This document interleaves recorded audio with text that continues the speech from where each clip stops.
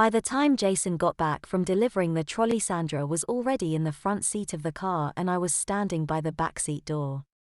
I whispered in a voice that Jason could not be certain whether it carried to Sandra or not. "Mummy wants to check your nappies, darling, before we leave the car park. I don't want my little boy to be uncomfortable on the long drive home." Sandra, of course, knew exactly what was happening. Screened by the open car door, I quickly felt Jason's nappy. Of course, as I suspected, it was by now very wet. "You can't change me here, I'm all right, honest I am, Mummy," said Jason, desperately afraid that Auntie Sandra would see his nappy change. "Well, I am not having my little boy in wet nappies for the next hour and a half," I whispered. "When I get to one of those country lay-by areas I will pull over and change you then. Now hop in the back, little one." "Where's Teddy? I thought you put him in the back." Jason blushed and lifted Teddy out from under the car seat rug. "Oh, there he is," I said with a great big smile. "Has Teddy been hiding?" "You give Teddy a cuddle, that's a good boy." I then fastened his safety belt and got into the car, and we drove off towards home. I paid Jason no more attention, chatting away to Sandra about her trip and our holiday plans. I knew Jason would be sitting there with lots of conflicting emotions. On the one hand, much to his relief, Auntie Sandra had naturally accepted him as my little boy. On the other hand, his attempts at relating to her as an adult had just been swept away before they had barely started. I knew Jason still had mixed feelings about what was happening to him. He had never been a little boy to anyone but me, then only part-time, and on his terms. Now it was on my terms, and he had another woman as well who was treating him like a toddler. No wonder he was feeling uncertain and shy. But the big thing that was occupying his mind right now, and which I knew he was feeling very anxious about, was his next nappy change.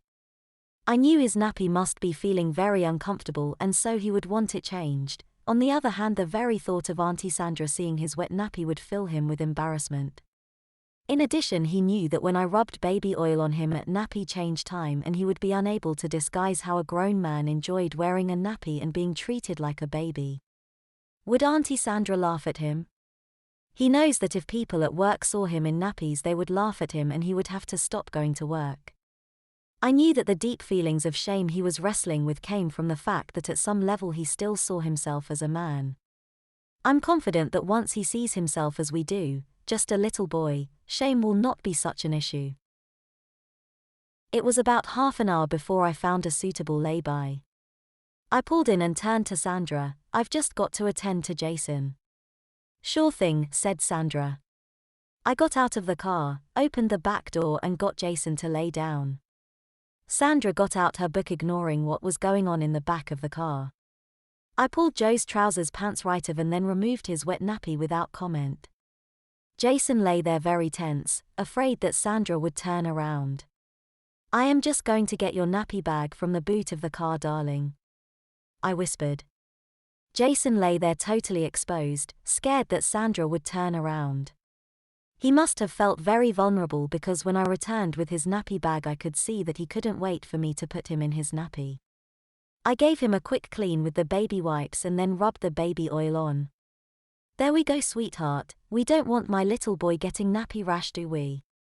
I continued to talk to Jason in whispers, as if Sandra was not completely aware of what was going on, as I slipped his thick cotton nappy under his lifted hips, pulling it tightly up between his legs and fastening it with his cute ducky nappy pins. "Feet through the tunnels," I whispered as I threaded his plastic panties over his feet and pulled his plastics up to cover his nappy. Sandra meantime continued to read her book, paying no attention. Finally I whispered to Jason, "What do you say to Mummy, darling?"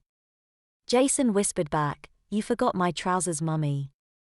I laughed. "Don't be a silly Billy, your trousers won't fit over those. Anyway, you are with Mummy and Auntie Sandra now and you're quite safe. What do you say to Mummy, darling?" "Thank you, Mummy." "Good boy, Mummy's very pleased with her little one." I smiled warmly at him and climbed back into the driver's seat. Sandra put her book away. "All set," she said. "Yes, he's much more comfy now. He might even go to sleep. It's been a big day for a little boy." By the time we got home, Jason was asleep with his teddy wrapped securely in his arms. He woke to the two of us turning around smiling at him saying, "Wake up, sleepyhead." The interesting thing to me was that for the rest of that day Jason seemed to have given up even trying to have an adult conversation with Sandra. Mind you, Sandra and I were talking flat out, and I think Jason, who was quietly playing with his toys on the lounge floor or watching children's cartoons that I had videotaped for him, was happy just to be ignored. Clearly he was still feeling very shy in front of Auntie Sandra. After I put him to bed, Sandra and I had a quiet chat about how we thought things had gone. We had a small giggle about Jason and my whispered conversation during his nappy change in the car, as if that would hide from Sandra what was going on. Given time, we are confident that his shyness will evaporate. It's important that he learn that toddlers aren't allowed modesty, that busy mummies haven't got time for that kind of stuff from their little one.